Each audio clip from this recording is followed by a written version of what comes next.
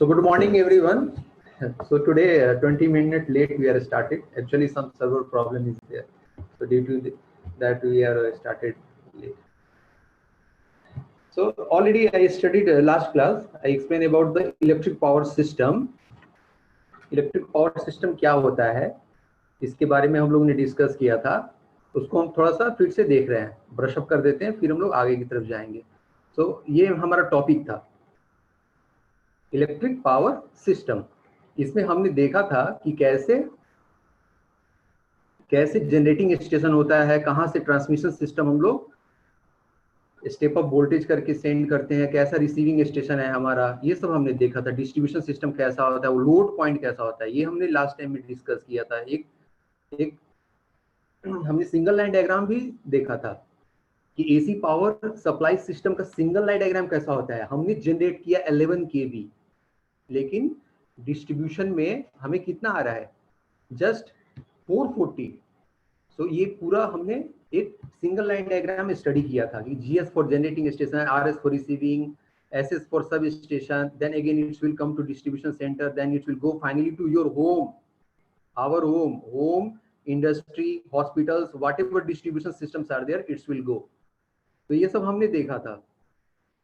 फिर हम लोग जनरेटिंग स्टेशन के बारे में डिस्कस किए थे कि जनरेटिंग स्टेशन क्या होता है.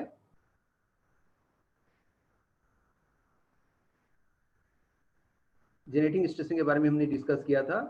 Then we are studied about the what are the conventional and non conventional source of energy. Conventional source of energy और non conventional source of energy में क्या डिफरेंस है, तो ये सारे चीज हमने डिस्कस किया था. नेक्स्ट हमने ये देखा था कि कितने तरह के कन्वेंशनल और नॉन कन्वेंशनल एनर्जी सोर्स है. तो यहाँ आप स्क्रीन पे देख सकते हो, थर्मल है, हाइड्रो है, न्यूक्लियर है, ये सारे कन्वेंशनल सोर्स ऑफ एनर्जी है जो हमने लास्ट क्लास में डिस्कस किया था. अगेन देखा था थर्मल में दो तरह के हैं, एक कोल बेस्ड है, एक गैस बेस्ड है. वैसे नॉन कन्वेंशनल में हमें विंड मिल रहा था, सोलर मिल रहा था, बायोमास मिल रहा था, और स्मॉल हाइड्रो पावर प्लांट भी था हमारा नॉन कन्वेंशनल सोर्स में. उसके बाद हमने देखा था कि हाइड्रो पावर प्लांट के बारे में देखा था. हाइड्रो से पहले हमने देखा था थर्मल पावर प्लांट. फर्स्ट हमने थर्मल पावर प्लांट के बारे में डिस्कस किया कि कैसे ये चिमनी से कनेक्टेड होता है, बॉयलर कैसे चिमनी से कनेक्टेड है. जो इसका चिमनी है, यहाँ से स्मोक और जो बर्निंग कॉइल होने से जो स्मोक निकलता है, इसके लिए बनाया गया है. ये सारी चीज हमने देखा था थर्मल पावर प्लांट के बारे में. कैसे बॉयलर में फायर बर्न होता है, फायर बर्न होने से जो ये जो फायर बॉल्स है, ये जो बॉयलर में जो वाटर सप्लाई हो रहा है, ये फीडबैक वाटर पंप से जो वाटर सप्लाई हो रहा है, ये यहाँ पे स्टीम में कन्वर्ट हो जाता है, जिसका प्रेशर काफी ज्यादा होता है, high pressure steam. It's will convert and it's passes through the turbine. Turbine में ब्लेड्स होते हैं. So due to high pressure and steam, due to steam generation, it will start to rotate. Here pressure will be very high. Then after it will come to at this point, here pressure will be low compared to this inlet. In the inlet side, pressure will be more. Outlet side, pressure will be less. That steam will be passes through the condenser. Condenser will condense the steam to water. It will convert steam to water. After that, steam will go to the cooling tower.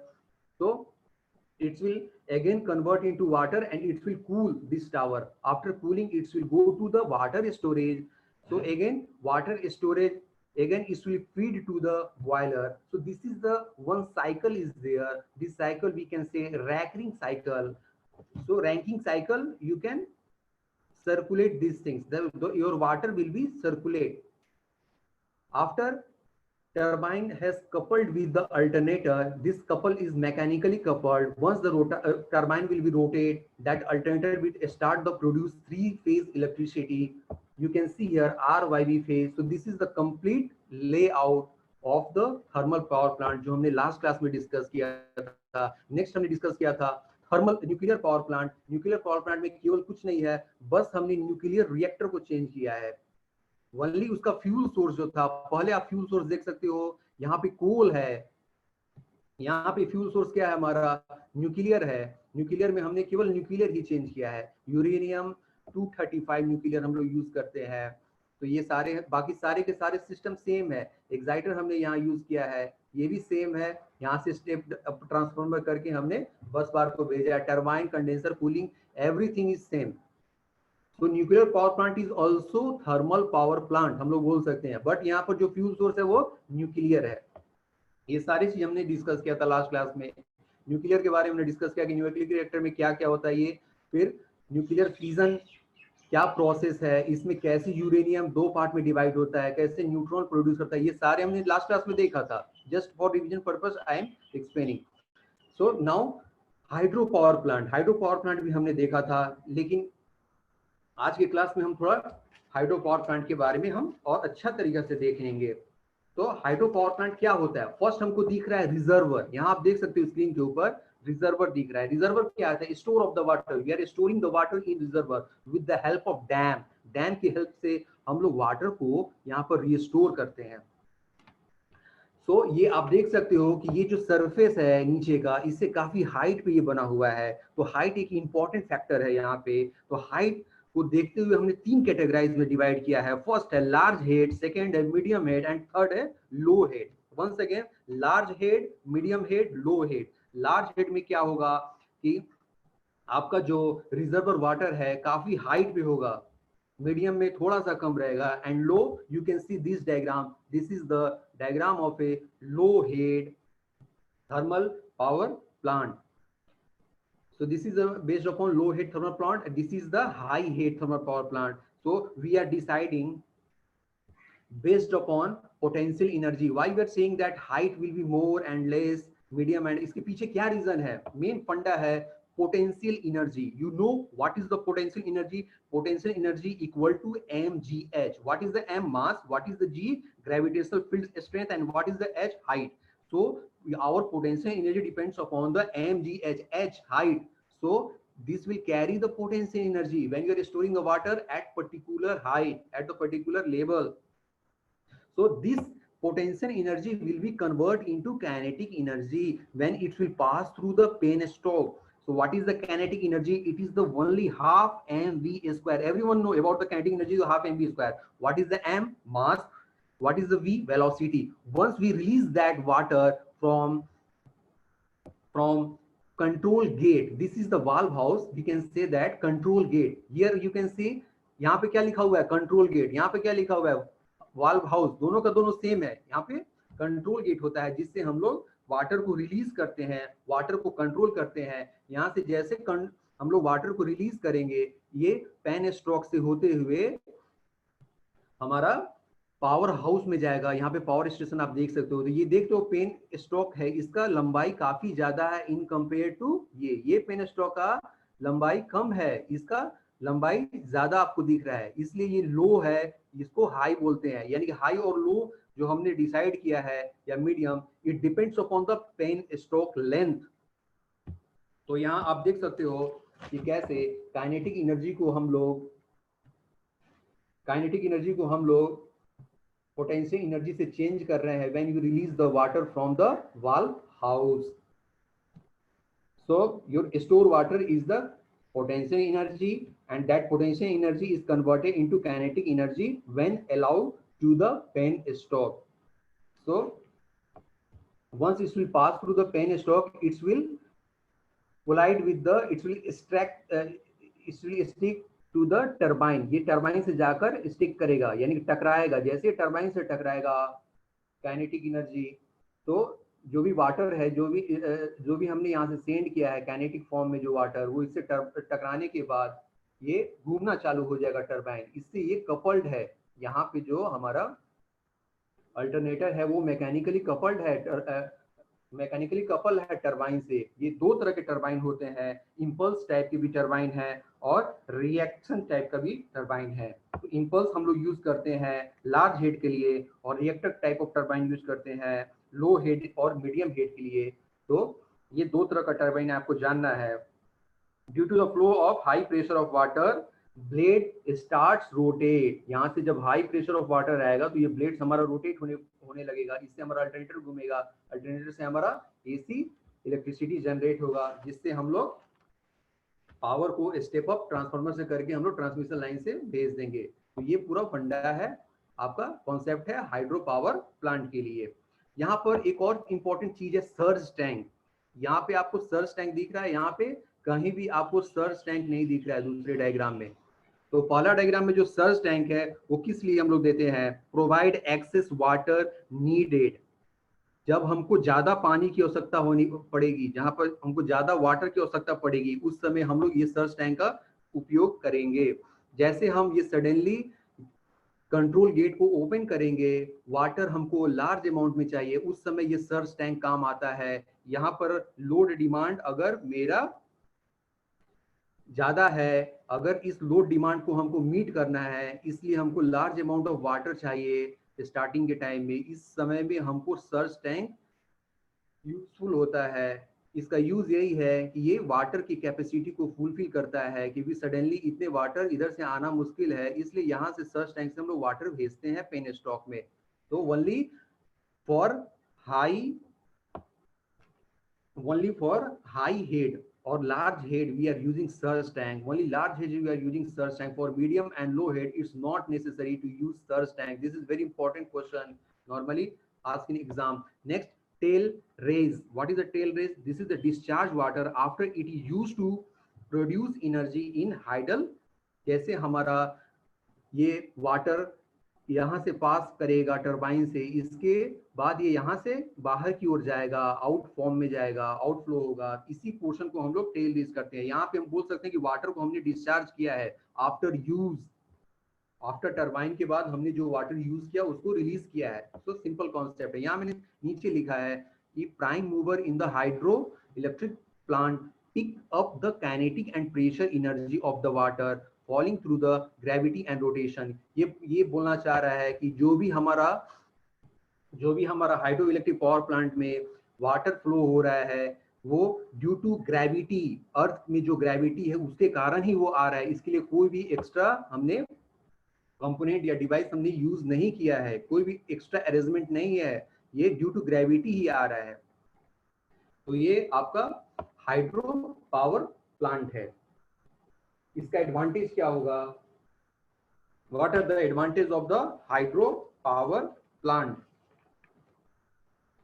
सो यहाँ पे कोई भी fuel की आवश्यकता नहीं पड़ रही है, no fuel. This is the main advantage of the hydro power plant. यहाँ पे हमारा प्राइमरी सोर्स क्या है, वाटर है, नीट एंड क्लीन सोर्स, ये एकदम नीट एंड क्लीन सोर्स है। वेरी स्मॉल रनिंग चार्ज, इसका जो रनिंग चार्ज है बहुत ही कम होता है, क्योंकि वाटर आपको फ्री ऑफ कॉस्ट मिल रहा है, यहाँ पे you are not paying anything for the water. So next इसका एडवांटेज है लेस मेंटेनेंस, इसका मेंटेनेंस कॉस्ट भी काफी कम होगा in compare to thermal power plant और न्यूक्लियर पावर प्लांट। नेक्स्ट इसका डिसएडवांटेज क्या आ रहा है, डिसएडवांटेज फर्स्ट पॉइंट है वेरी हाई कैपिटल कॉस्ट। इसका जो कंस्ट्रक्शन है, इसकी जो बनावट है, हिली एरिया पर ये एक्चुअली रहता है हाइड्रो पावर प्लांट, इसमें काफी ज्यादा अमाउंट में आपका काफी कैपिटल कॉस्ट होगा, यानी कि आपको पैसा ज्यादा खर्च करना पड़ेगा इस पावर प्लांट को सेटअप करने के लिए। सेकंड इसका डिसएडवांटेज है हाई कॉस्ट ऑफ ट्रांसमिशन। जब हम पावर को जनरेट करेंगे with help of hydro power plant, so you have to transmit to the distribution center, so for the due to the hilly area, आप यहाँ देख सकते हैं जो areas है ये hilly area है, so for the transmission we have to require transmission line and we have to set up this transmission line on the hilly area, so your cost of the transmission will be high. So these are the advantage and disadvantage of the hydro power plant. So now coming to the renewable energy source, non-conventional energy source, ये है solar, is a very important nowadays. Everyone know about the solar energy, so you can see on the screen is solar energy. We are I am dividing in three parts. Normally we are dividing in three parts solar energy. First is solar power, second is architecture and urban planning, and third is biological environment. So first we look about the biological environment. So what is the biological environment in the solar power plant? Inside the biological environment they are written photosynthesis. Photosynthesis का meaning क्या, प्रकाश संश्लेषण। जो भी हमारे पेड़ पौधे हैं, जो भी उनके पत्ते हैं, पेड़ पौधे के जो भी लिप्स है, जो भी प्लांट है, उसको हमको सोलर एनर्जी चाहिए, सोलर एनर्जी चाहिए जब उसके ऊपर सूर्य का प्रकाश लगेगा। जो भी प्लांट्स है तो एक प्रकाश संश्लेषण की क्रिया होती है जिससे वो अपना भोजन बनाते हैं। So this is the one type of solar energy used by plant. ये मैं यहाँ पर दिखाना चाहता हूँ। नेक्स्ट आता है architecture and urban planning. Architecture and urban planning में दो तरह के हैं, एक है वाटर हीटर, दूसरा है बिल्डिंग हीटिंग। बिल्डिंग हीटिंग में क्या है और वाटर हीटर में क्या है। वाटर हीटर सभी कोई जानते हैं कि वाटर हीटर हम लोग सोलर डोमेस्टिक पर्पस के लिए यूज करते हैं। नॉर्मली आपके घर के ऊपर हम लोग इस वाटर हीटर को फिट करते हैं, जिसमें एक स्टोरेज टैंक होता है और एक सोलर कलेक्टर होता है। With the help of this solar energy we are heating this water and we are place this water heater on the roof और ओपन ग्राउंड प्लेस। नेक्स्ट आता है building heating. So basic introduction I am doing here. So what is the building heating? Such type of technology converts sunlight into usable heat. जो भी sunlight आ रहा है उसका use हम लोग बिल्डिंग को हीट करने के लिए करते हैं। इसके लिए हमको विंडो को, वॉल को, फ्लोर को, ये सब को ऐसा बनाना पड़ेगा कि जिससे वो एब्जॉर्ब करे सनलाइट को और हमारे हाउस को गर्म करके रखे। तो जहाँ पे ज्यादा कोल्ड एरिया है वहां पर इस तरह का हम लोग बिल्डिंग हीटर का हम लोग यूज करते हैं। ये जनरली हम लोग घर में यूज करते हैं। तो it will come under architecture and urban planning. तो first is very most important power is solar power. Solar power में क्या है? फोटोवोल्टाइक, जो हमको डीपली स्टडी करना है। सो फोटोवोल्टाइक में तीन मेन इंपॉर्टेंट पॉइंट्स है। फर्स्ट है चार्ज कंट्रोलर, सेकेंड है बैटरी एंड थर्ड है इन्वर्टर। तो पहला जो चार्ज कंट्रोलर है उसका यूज हम कहाँ करेंगे? Voltage and current controller to change the battery. जो भी जनरेट हो रहा है सोलर प्लेट से एनर्जी, जो भी वोल्टेज और करंट हमको मिल रहा है वो कौन कंट्रोल करेगा? वो ये चार्ज कंट्रोलर कंट्रोल करेगा। After this controlling we will charge the battery, यानी कि फर्स्ट ये कनेक्टेड रहेगा फिर बैटरी। बैटरी को चार्ज करने के लिए हम लोग चार्ज कंट्रोलर का यूज करते हैं। ये चार्ज कंट्रोलर वोल्टेज और करंट को कंट्रोल करता है। Once the battery will charge, with the help of inverter, we are converting AC to DC, DC to AC, sorry, DC to AC. Battery will store the charge direct current DC. It will convert into AC via the help of inverter, and it will pass it through the domestic, your home applications for the lighting. And so these things will studied here one by one. So this is the chart of the solar energy. Now, how does solar energy work? Solar energy कैसे काम करता है? तो first point में मैंने लिखा है कि solar energy is all about converting the energy from sun. Converting the energy from sun that we can use. तो एनर्जी जो है वो सोलर एनर्जी क्या कन्वर्ट करता है? एनर्जी जो सन का एनर्जी है वो किस में कन्वर्ट करेगा? हम लोग जो यूज करते हैं यूजफुल एनर्जी में कन्वर्ट करेगा। These are the three major way that we can do this. इसको हम लोग तीन मेजर तरीका से कर सकते हैं। पहला बोल रहा है फोटोवोल्टाइक प्रोसेस। फोटोवोल्टाइक प्रोसेस तो सोलर एनर्जी क्या है? ये कन्वर्जन है एनर्जी सोर्स को। एनर्जी सोर्स जो है सोलर का उसको हम लोग इलेक्ट्रिसिटी में कन्वर्ट करते हैं। फर्स्ट हमारा पॉइंट आ रहा है इसमें फोटोवोल्टाइक प्रोसेस, जिसको हम पीवी बोलते हैं। Photovoltaic process happen with PV devices. हमारे पास पीवी डिवाइसेस रहते हैं, फोटोवोल्टाइक डिवाइस रहते हैं, जिसके हेल्प से हम लोग इस प्रोसेस को करते हैं। Which take the sun and make it into electricity. ये जो फोटोवोल्टाइक प्रोसेस है ये सन एनर्जी को लेता है और इलेक्ट्रिसिटी में कन्वर्ट करता है। ये सब हम लोग वन बाय वन देखने वाले हैं।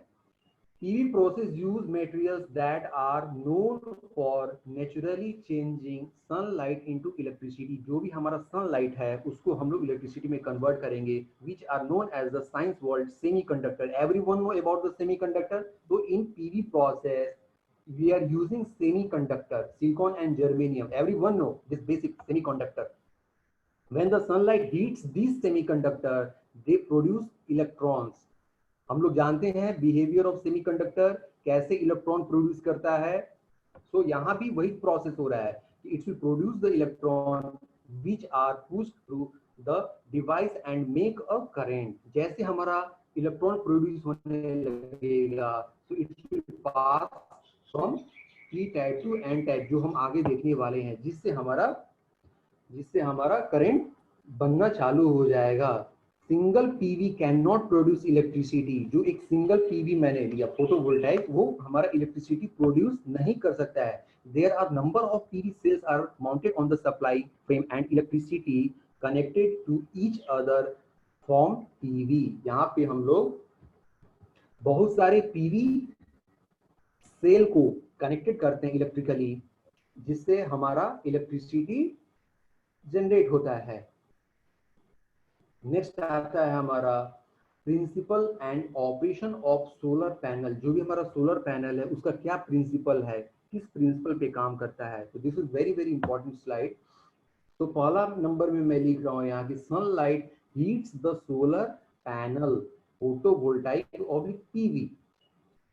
तो जो भी सोलर लाइट है वो हीट करता है इसको, सोलर पैनल को, and absorb by the semi conductor. और ये जो भी एब्जॉर्बेशन है वो सेमीकंडक्टर मटेरियल, जैसे सिलिकॉन लिखा है तो सिलिकॉन जो सेमीकंडक्टर मटेरियल है वो उसको ऑब्जॉर्ब करेगा।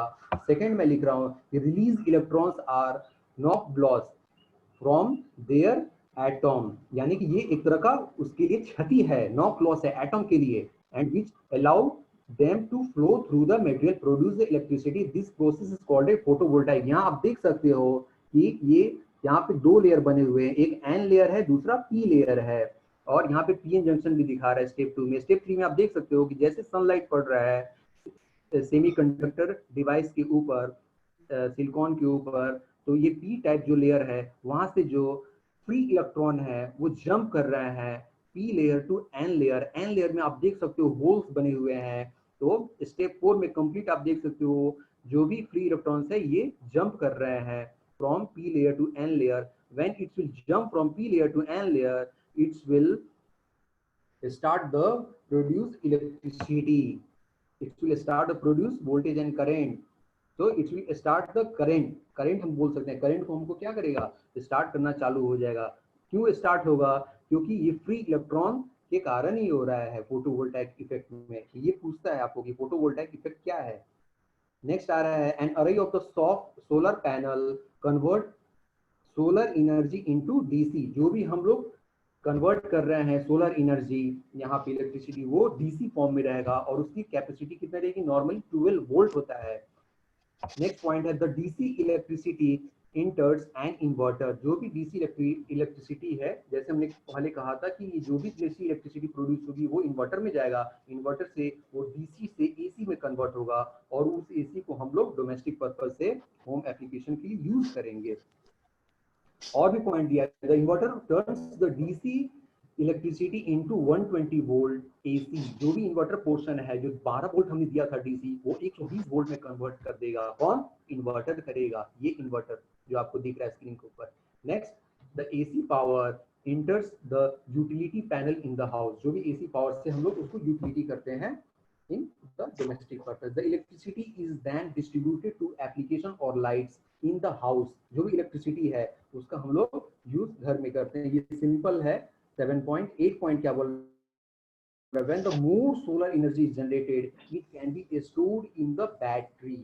अगर हम लोग ज्यादा सोलर एनर्जी जनरेट कर रहे हैं तो इसको हम लोग बैटरी के अंदर भी स्टोर कर सकते हैं। नॉर्मली हम लोग बैटरी में स्टोर करते हैं। तो ये किस तरह का इलेक्ट्रिसिटी रहेगा बैटरी में स्टोरेज वाला, डीसी इलेक्ट्रिसिटी रहेगा, यहाँ पे लिख रहा है। And will continue to supply your home with electricity in even of a power blackout और at night light and night time is connected to it. जैसे घर में सप्लाई है, कोई प्रॉब्लम नहीं है, रात में कभी कट जाता है, यही सोर्स, यही DC electricity with the help of converter it's back connected to your house। when the battery is full the excess electricity, अगर बैटरी मेरा फुल हो गया है, चार्ज हो गया है, तो we can export back into the utility grid। If your system, आपके पास अगर सिस्टम है तो आपका जब बैटरी में काफी स्टोर हो जा रहा है इलेक्ट्रिसिटी, पूरा बैटरी चार्ज है, तो जो भी बच रहा है इलेक्ट्रिसिटी, जनरेटेड इलेक्ट्रिसिटी, उसको आप लोग ग्रिड में भी भेज सकते हो अगर आपके पास वैसा सिस्टमैटिक अरेंजमेंट है। तो ये स्लाइड आ रहा है बाद में, नेक्स्ट स्लाइड में इसी पर डिस्कस करना है ग्रिड के बारे में। Utility supplied electricity can also be dropped from the grid when not enough to solar energy produce। अगर मेरा सोलर एनर्जी प्रोड्यूस नहीं कर रहा है, रेनी सीजन है, सनलाइट नहीं आ रहा है, उस समय यही ग्रिड काम आएगा आपके होम एप्लीकेशन के लिए। यहाँ पे आप देख सकते हो grid inverted with the battery backup. यहाँ पे सोलर प्लेट लगा हुआ है, सन दिख रहा है, सन से क्या हो रहा है, with the help of charge controller we are controlling the voltage and current for the charging of a battery। So here DC supply is coming to the battery bank. Again that DC supply will go via inverter, inverter will convert DC to AC, again AC will supply to your home, your house, and whatever electricity will be, whatever electricity you want to send, you can send via utility grid। whenever the supply will be not there in the house, same utility grid will give the supply back to your house। for that purpose we are using this। Solar panel में यहाँ लिख रहा है कि जो भी solar panel है, जो भी मॉड्यूल भी बोल सकते हैं और सोलर पैनल भी बोल सकते हैं, वो normally 100 watt to few kilowatt होता है। फ्यू किलोवाट बोले तो 5 किलोवाट मैं बोल सकता हूँ कि 5 to 6 किलोवाट तक रहेगा। 100 वैट से लेकर आपको पैनल मार्केट में मिलेगा, आप पूछ सकते हो कि भाई ये पैनल कितना है, तो 100 वैट का भी मिल जाएगा और ज्यादा ज्यादा आपको 5 से 6 किलोवाट तक मिल सकता है। यहाँ मैंने फ्यू वर्ड यूज किया है इसके लिए। नेक्स्ट आता है producing electricity using solar energy. हम लोग सोलर एनर्जी कैसे प्रोड्यूस करते हैं, तो मैंने सेकेंड पॉइंट ऑलरेडी डिस्कस कर चुका हूँ कि फोटो वोल्टाइक सोलर एनर्जी। ये फोटो वोल्टाइक सोलर एनर्जी क्या है, using the solar energy for the direct generation of the electricity using photo voltaic phenomena. ये जो फोटो वोल्टाइक फिनोमेना यहाँ आप देख रहे हो, यही तो अभी मैं किया हूँ स्टडी।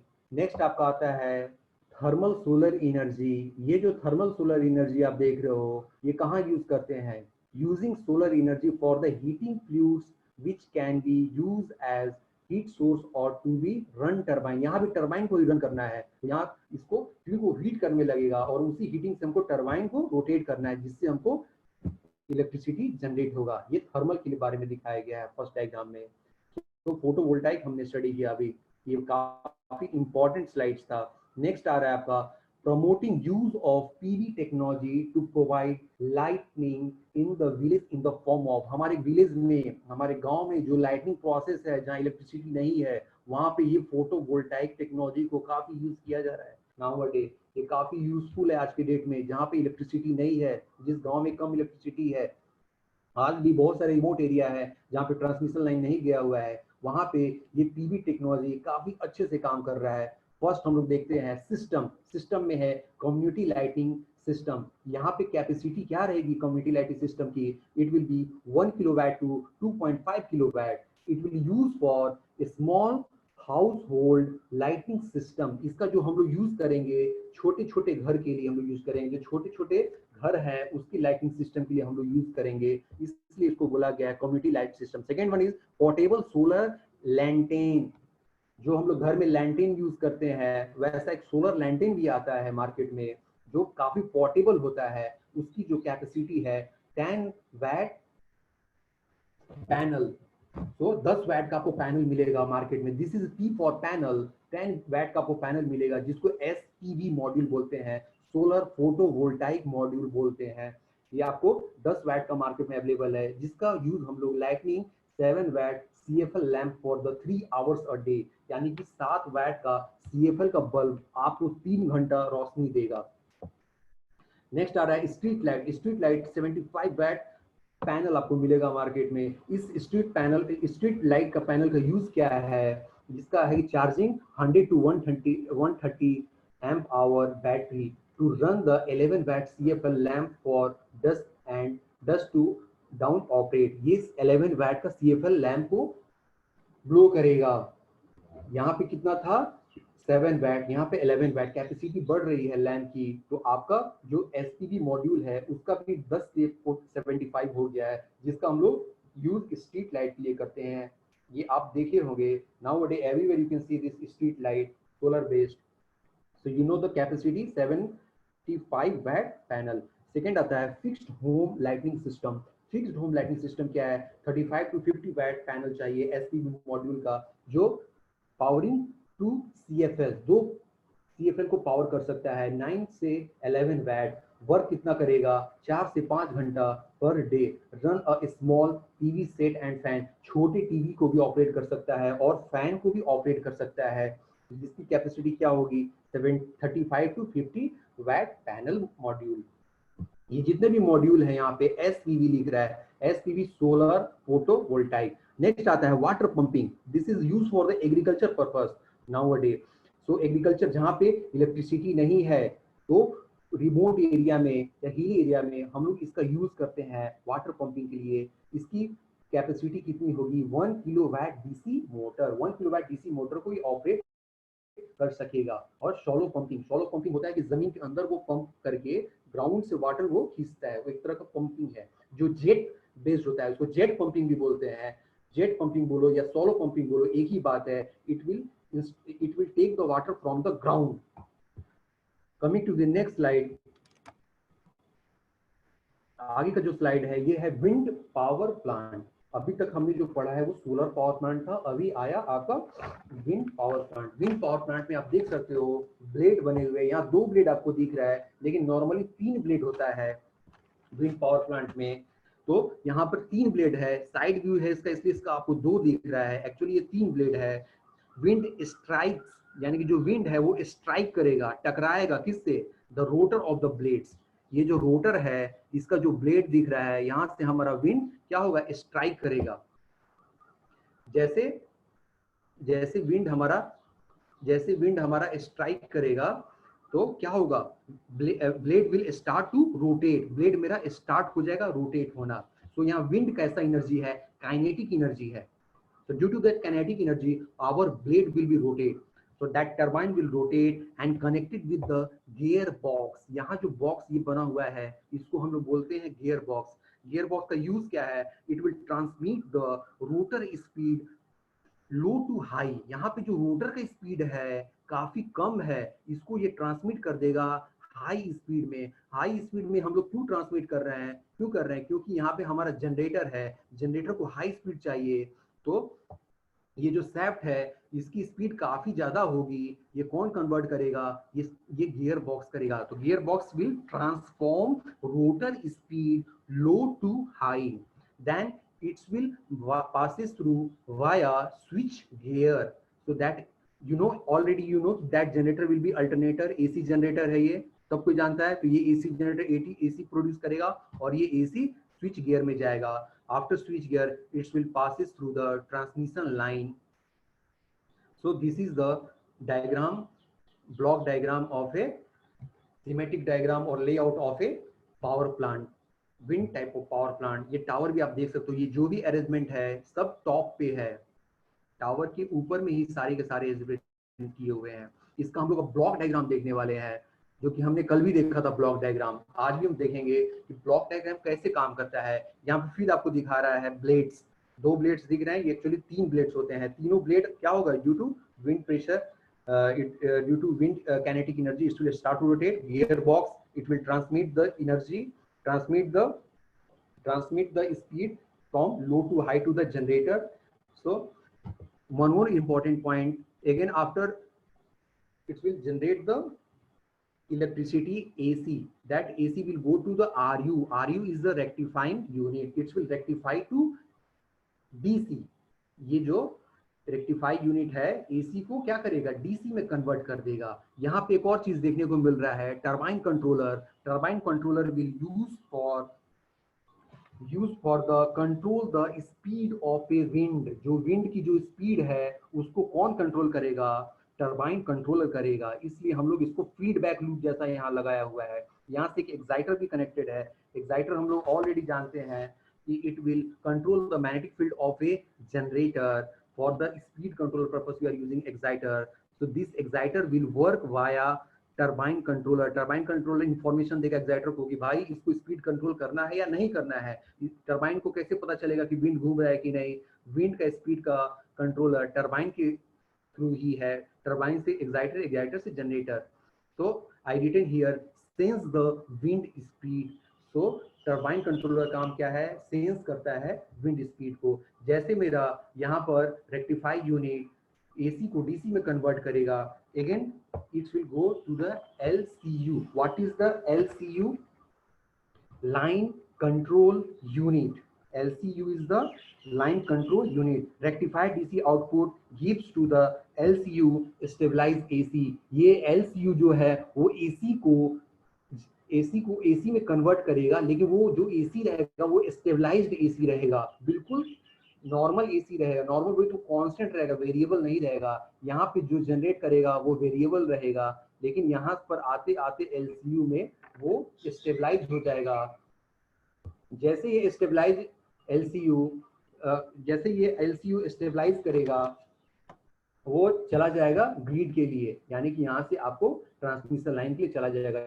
जहाँ ये देख रहे हो आप, यहाँ से ये ट्रांसमिशन लाइन के पास जा रहा है सप्लाई, सेम ब्लॉक डायग्राम यहाँ पर है, वही ग्रिड की तरफ जा रहा है। चॉपर, यहाँ एक चॉपर भी कनेक्टेड है टरबाइन कंट्रोलर से। उसका क्या पर्पस है? कंट्रोल्ड रेसिस्टेंस कैन बी, ये एक तरह का कंट्रोल्ड रेसिस्टेंस है chopper. Controlled resistance can be used to limit the DC line. जो भी डीसी लाइन है हमारा, यहाँ पे डीसी है, तो इसको हमको क्या करता है? वो कंट्रोल करता है over voltage when there is fault on the AC grid. जो ये AC ग्रिड में कभी भी फॉल्ट होगा तो वो उस समय में कंट्रोल का काम करेगा और पावर को ट्रांसफर करेगा ग्रिड तक। उसके लिए चॉपर हम लोग यहाँ पे यूज करते हैं। तो this is the complete block diagram of a wind energy system. So after this we'll go for the conclusion of the source of electricity generation. We are studied about all the different types of power plant. So what are the percentage of the contribution of the coal power plant? Coal fuel plant is the 53.3%. इसका आप देख सकते हो सबसे ज्यादा area cover कर रहा है 53.3%। it will go for 54-55, थोड़ा बहुत आगे पीछे हो सकता है, just for average I am telling कि इसका वेटेज कितना है, 53.3% ये जनरेट करेगा इलेक्ट्रिसिटी। नेक्स्ट आता है gas power plant, it is the only 10%, oil 0.9%, hydroelectric 24.7%. Hydroelectric is the very important renewable energy source. Hydroelectric power plant. Next, conventional energy source. Then it will come to nuclear power plant, 2.9%, because nuclear fuel is very costly and maintenance cost and other things is very costly for nuclear power plant. And next is the renewable energy source. This is the very important. It will cover 7.7%.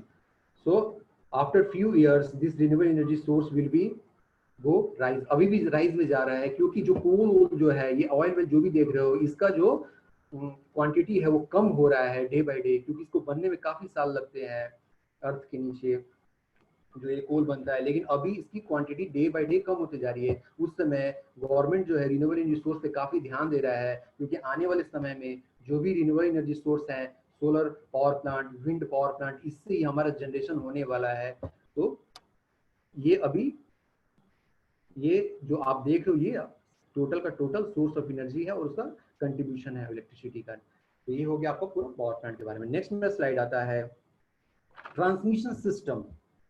Now we are generating the electricity. Now we have to transmit. How we will transmit? So we have to know about the electricity characteristics. हमको electricity characteristics के बारे में जानना पड़ेगा कि हमको transmit करना है जब इलेक्ट्रिसिटी को, तो उसका characteristics मालूम होना चाहिए। फर्स्ट पॉइंट में मैं लिख रहा हूँ यहाँ पे, electricity cannot be stored in the large quantity and therefore has to be used as and when it is produced. हम लोग इलेक्ट्रिसिटी को स्टोर नहीं कर सकते हैं ज्यादा क्वांटिटी में। बैटरी में हम लोग कर सकते हैं, लेकिन आप कहोगे कि इलेक्ट्रिसिटी को स्टोर करके रखो, it's very difficult. You can't store large quantity of electricity.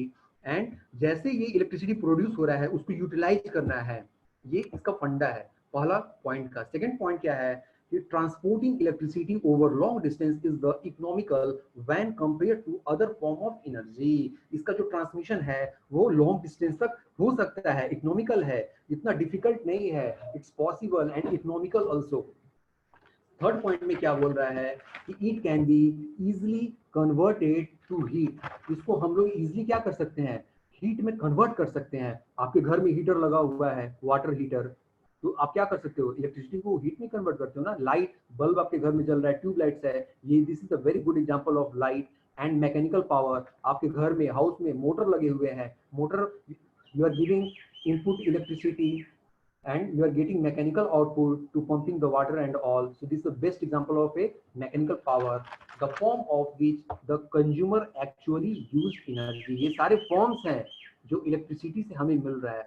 So this is the characteristics of the electricity.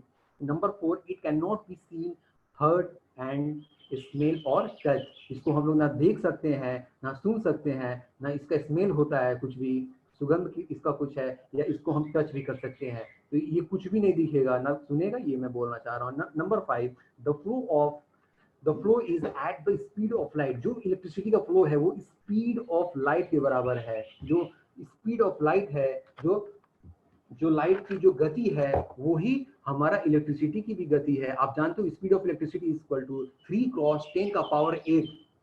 तो 3 cross 10 to power 8 metre per second. तो स्पीड ऑफ लाइट और flow of electricity will be same.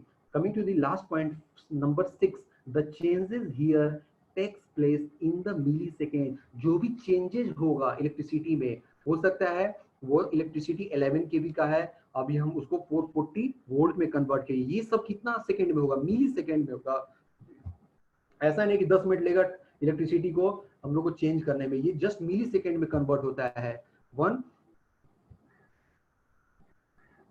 So now we are coming for main funda, advantage of the main जो हमारा target है वो जानना है कि हमारा हाई वोल्टेज का जो एसी है ट्रांसमिशन, ये टीएक्स ट्रांसमिशन लाइन है। This is the full form, TX मैंने यहाँ लिखा है, इसका फुल फॉर्म क्या है, transmission line. Advantage of the high voltage AC transmission line, इसका क्या एडवांटेज है हाई वोल्टेज एसी का। तो पहला लिख रहा है cost of the conductor reduce given power. जो कॉस्ट ऑफ द कंडक्टर है वो हमारा रिड्यूस हो रहा है फॉर द गिवन पावर। तो कंडक्टर किसके ऊपर डिपेंड करता है, कॉस्ट ऑफ कंडक्टर। तो we know V equal to I R, if you use V divided by equal to R, V divided by I equal R, your V will be increase because this is the high voltage, your current will be go down because both will be vice versa, your voltage will be increase, your current will be go down, but your resistance will be also increase। तो हम बोल सकते हैं R equal to rho L divided by A. अगर resistance बढ़ेगा तो area of conductor क्या होगा, कम होगा। तो कॉस्ट ऑफ कंडक्टर क्यों कम होगा, क्योंकि जो एरिया का जो एरिया है कंडक्टर का वो क्या होता है, कम होता है इस हाई वोल्टेज में। Coming two point second, voltage drop in the line is reduce. जो भी वोल्टेज ड्रॉप है लाइन में उसको हम लोग क्या कर रहे हैं, रिड्यूस कर रहे हैं। तो voltage drop depends upon by the increasing the dia of the conductor। अगर आप डाया बढ़ा दोगे, अगर आप डाया बढ़ा दोगे कंडक्टर का तो आपका वोल्टेज ड्रॉप है वो कम हो जाएगा। तो हम लोग बोल सकते हैं कि ओवरऑल रेसिस्टेंस लेस। तो हम लोग बोल सकते हैं कि हम लोग को ओवरऑल और रेसिस्टेंस लेस लेना है। अगर रेसिस्टेंस ज्यादा रहेगा कंडक्टर में तो वोल्टेज ड्रॉप ज्यादा होगा, अगर हम डाया बढ़ाएंगे तो वोल्टेज ड्रॉप कम होगा। तो यहाँ पे जो वोल्टेज ड्रॉप है वो कम रहता है क्योंकि कंडक्टर का जो रेजिस्टेंस है काफी कम होता है यहाँ पे हाई वोल्टेज जो केबल्स है। Efficiency of A transmission line is increase. जो हमारा इफिशियंसी है ट्रांसमिशन लाइन का वो काफी इंक्रीज हो जाएगा। कैसे इंक्रीज होगा, क्योंकि हम जानते हैं efficiency equal to output divide by into जो पावर हम लोग रिसीव करेंगे और जो पावर हम लोग ट्रांसमिट किए थे उसमें काफी चेंजेज है। जो हम लोग रिसीव करते हैं वो हमें ज्यादा मिलता है। हमने 11 केवी जनरेट किया, उसको 132 केवी में स्टेप अप करके और उसको मैं ट्रांसमिट कर दिया तो हमें मिला कितना, 132 केवी मिल रहा है ना, लेकिन हम जनरेट कितना किए थे, 11 केवी जनरेट किए थे। तो आप देख सकते हो कि कैसे वोल्टेज डबल नहीं ट्रिपल और 4 टाइम्स ज्यादा हो रहा है। तो ये काफी अच्छा है, इफिशियंसी हमको ज्यादा मिलेगा इसका। More economical mode of distribution, जो भी डिस्ट्रीब्यूशन है ये इकोनॉमिकल है। We can step up, we can step down also this voltage with the help of transmission line. So ये डिस्ट्रीब्यूशन काफी इकोनॉमिकल होगा। तो नेक्स्ट आता है transmission line. We are dividing transmission line in two categories. First is AC transmission line, दूसरा है DC transmission line. AC transmission line में क्या है, शॉर्ट ट्रांसमिशन लाइन और medium transmission line and long transmission line. AC transmission line को हमने 3 part में divide किया है, शॉर्ट, मीडियम एंड लॉन्ग। तो हम अभी शॉर्ट, मीडियम, लॉन्ग को देखने जा रहे हैं कि इसका रेंज क्या है। तो ट्रांसमिशन लाइन को मैंने 2 पार्ट में डिवाइड किया है। फर्स्ट है एसी ट्रांसमिशन लाइन, दूसरा है डीसी ट्रांसमिशन लाइन। एसी में एसी सप्लाई होगा और डीसी में डायरेक्ट करंट सप्लाई होगा ट्रांसमिशन में। एसी को हमने 3 पार्ट में डिवाइड किया है, short transmission line, medium transmission line and long transmission line.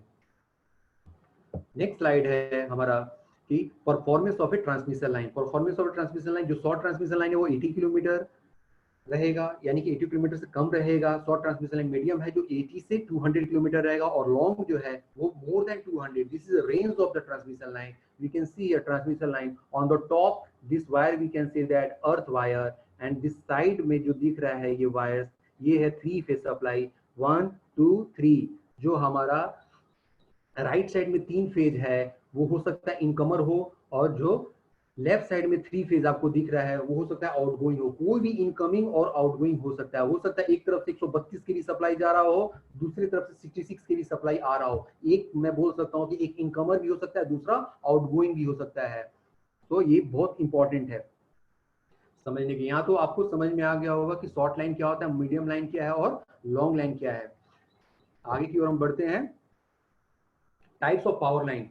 So power line are mainly divided into 3 groups. हमने 3 ग्रुप में इसको डिवाइड किया पावर लाइन को। पहला है अप टू 11 केवी, 11000 वोल्ट, यानी कि इसको हम लोग लो टेंशन में हम लोग कंसीडर करते हैं। Low tension and low tension line में हम लोग कंसीडर करते हैं। नेक्स्ट आता है above 11 KV and up to 66 KV, यानी कि 11 केवी और उससे ज्यादा अप टू 66 केवी, इसको हम लोग मीडियम हाई वोल्टेज MHV में कंसीडर करते हैं। नेक्स्ट है 110 kV and 220 kV. This is comes under extra high tension or EST line, and above 200 kV, that means 400 kV, 720 kV, ultra high tension line UST. It will comes under UST. This is the different types of power line we are using in transmission system. Now single phase, 3 phase wire system in transmission line. तो हम लोग single phase भी transmit करते हैं और 3 phase भी transmit करते हैं। Single phase consumer AC line supply is the most economical and widely use system in India. जो हम लोग ट्रांसमिट कर रहे हैं ये काफी इकोनॉमिकल है और हम लोग ज्यादा से ज्यादा यूज करते हैं इंडिया में। All the consumer of industrial needs are single phase और 3 फेज। जो भी कंज्यूमर है उसको सिंगल फेज चाहिए, नहीं तो 3 फेज चाहिए सप्लाई, वो बोलना चाह रहा हूँ। The supply voltage in single phase AC system was 240 volt। जो सिंगल फेज है उसको हम लोग 240 वोल्ट बोलते हैं, और जो 3 फेज है उसको हम लोग 440 वोल्ट बोलते हैं। ये सभी कोई जानते हैं। प्लस माइनस 10% टॉलरेंस, ये सबको मालूम होना चाहिए कि 3 सिंगल फेज और 3 फेज सप्लाई कैसा रहता है और वोल्टेज का लेवल क्या है, रेंज क्या है। नेक्स्ट आता है insulator for the overhead line. ये जो आपका ट्रांसमिशन लाइन है इसके ऊपर जो ये ब्लैक कलर का जो दिख रहा है ट्रिपल लाइन, यही इंसुलेटर है। तो इंसुलेटर का के बारे में हम लोग देखने जा रहे हैं। तो overhead transmission line are the supported by tower. ये जो ओवरहेड लाइन है किससे सपोर्टेड है, टावर से है, which is at the ground potential and must be insulated. इसको हम लोग ने ग्राउंड पोटेंशियल पर रखा है और इसको हम लोग इंसुलेटेड भी किए हुए हैं। The insulator are physically, mechanically and technically strong enough to with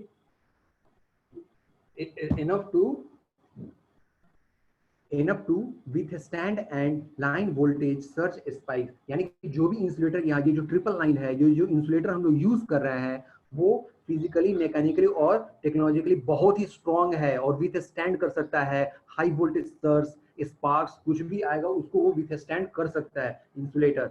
अभी पूरा मैं इंसुलेटर के बारे में आ रहा हूँ स्टडी करने के लिए। Just this is basic for understanding how it's will look in the schematic diagram. These are the made up of a porcelain। ये जो बना हुआ है वो पोर्सलिन का बना हुआ है, या टफेंस ग्लास जो हार्ड ग्लास होता है उसका भी बना रहता है। हार्ड ग्लास थोड़ा चीप रहता है पोर्सलिन के कंपेयर में।